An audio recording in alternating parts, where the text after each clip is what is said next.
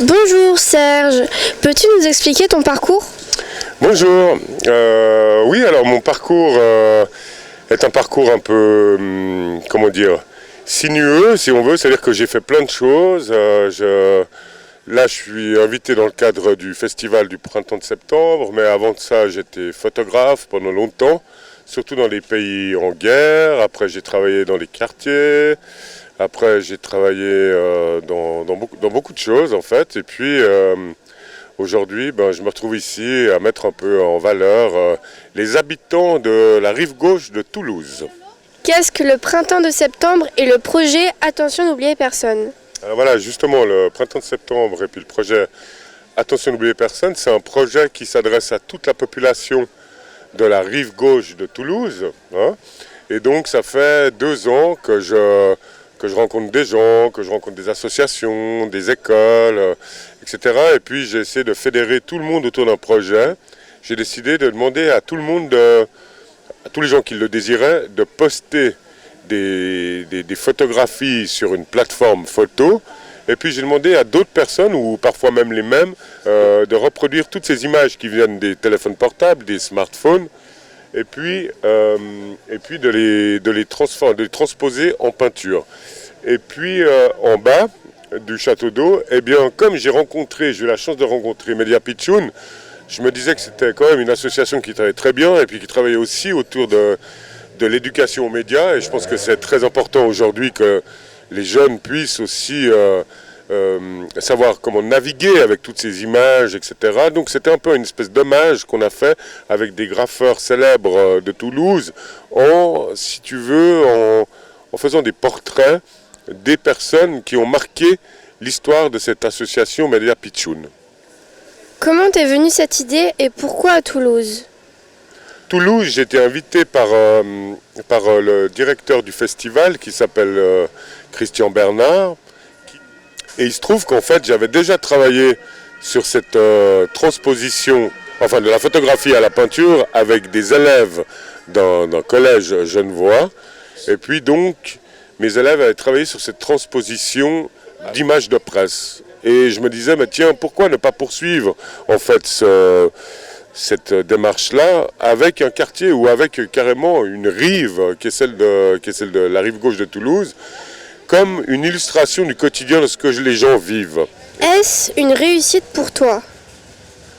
Mais bien sûr que c'est une réussite. La preuve, c'est qu'on est en train de parler les deux ici, qu'on parle de ce projet, que j'imagine, enfin, ce que j'ai pu entendre dire, c'est que les gens sont très contents, que c'est un projet qui montre que finalement l'art, eh bien, peut être aussi très généreux. Donc oui, je suis très content de ce projet. Quels sont tes futurs projets? C'est de travailler autour de la notion de récit photographique. Est-ce que tu vois ce que je veux dire? Non. Récit photographique, c'est-à-dire de mettre en lien deux médiums qui sont la littérature et la photographie, et avec des élèves autour de cette notion de récit photographique, c'est-à-dire comment est-ce que finalement parfois ce qu'on fait, c'est qu'on met la photographie d'un côté puis la littérature de l'autre. Et puis moi, j'essaie de mettre toutes ces choses-là ensemble et de faire des propositions avec des jeunes autour de cette notion-là. Donc ce sera un grand festival qui sera à Genève. Et un petit mot sur Media Pitchoun? Ce que j'ai beaucoup aimé dans cette association, c'est finalement l'alliance de plusieurs choses qui me semblaient importantes. Effectivement, le sport, c'est vrai, mais aussi l'éducation aux médias. C'est quand même super de vous avoir ici, d'avoir des jeunes reporters et puis qui s'intéressent tout d'un coup à faire témoigner, à parler vraiment des choses, à témoigner finalement, que ce soit le Tour de France ou que ce soit un festival d'art contemporain. Pour moi, ça, c'est des choses que je trouve très importantes. Et puis, c'est vrai qu'on a été reçus. J'ai aussi des souvenirs, bien sûr, de couscous des mamans extraordinaires qu'on a pu partager avec l'association. On s'est vu plusieurs fois. On a vraiment lié des contacts. Et puis, effectivement, aussi ces portraits là en bas qui sont, si on veut, des modèles un peu aussi pour la jeunesse qu'on avait envie de mettre en valeur. Donc Media Pitchoun, le château d'eau de Toulouse, ça restera pour moi des très très bons souvenirs. Eh bien, merci beaucoup. Merci. Au revoir. Bonjour. Bonjour. Bonjour. Peux-tu te présenter et nous expliquer ton parcours? Oui, moi du coup, donc on fait partie d'un crew de graffeurs, avec les autres artistes qui faisaient partie de l'expo. Moi, du coup, c'est mon nom d'artiste, c'est Dog. Et j'ai travaillé dans le dessin animé, j'ai travaillé sur des fresques et maintenant je suis peintre muraliste. Et du coup, rebonjour. Et moi, du coup, c'est Tom. Du coup, j'ai un parcours classique, j'ai fait les Beaux-Arts. Et à la sortie des Beaux-Arts, je me suis trouvé une galerie et je suis peintre principalement de galerie. Voilà. Quelle est ta définition d'un graffeur?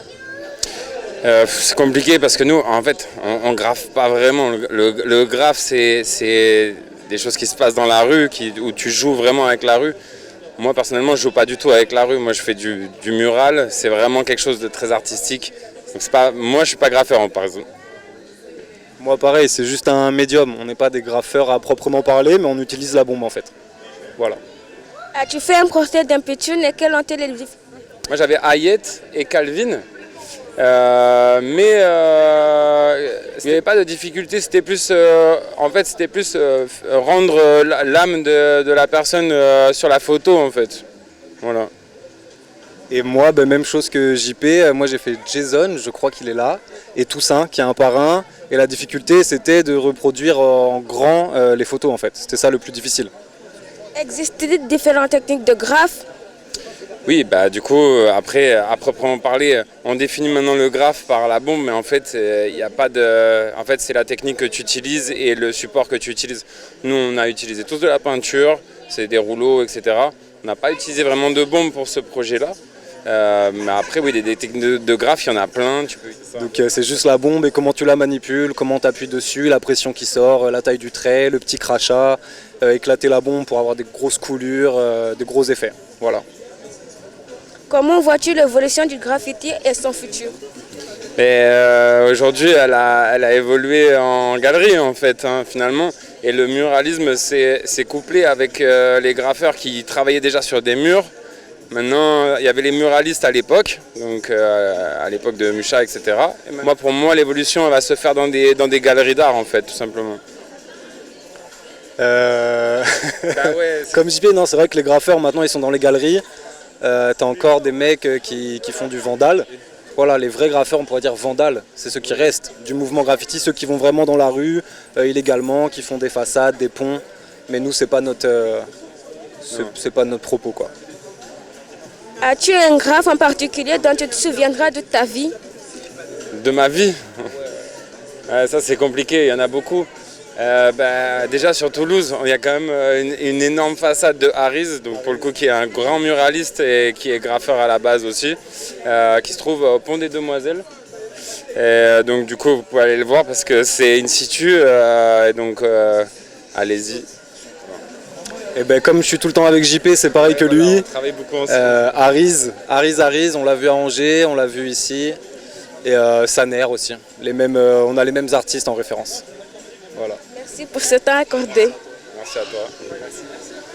Bonjour. Bonjour. Bonjour.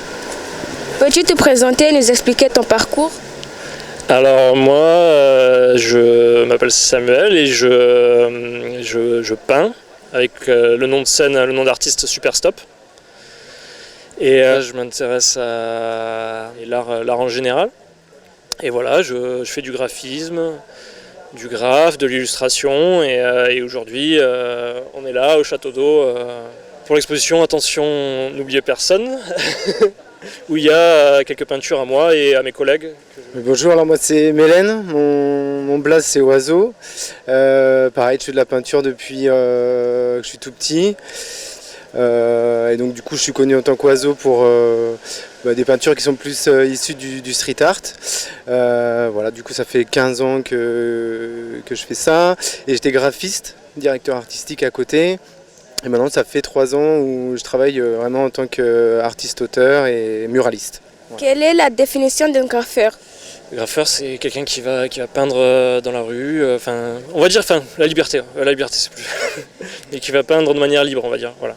C'est issu d'un mouvement, quoi, dans les années 80-90, c'est de se réapproprier la rue et d'y mettre son blaze, d'y mettre de la couleur et, comme on dit, voilà, d'être libre dans son expression.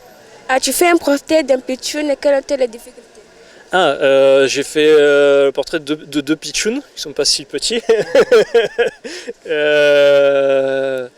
Et donc la difficulté, c'est qu'il y avait c'est qu'on devait réinterpréter les photos sans connaître forcément les gens, ou voir les modèles en vrai.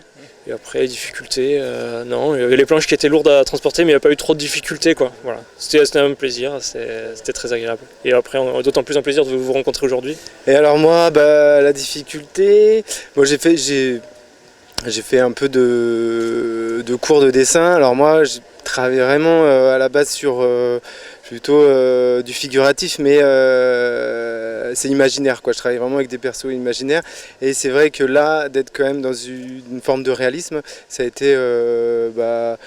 est-ce que ça a été une difficulté? En tout cas, c'était un enjeu, quoi. Et c'était assez intéressant de pouvoir réinterpréter ces photos à ma manière.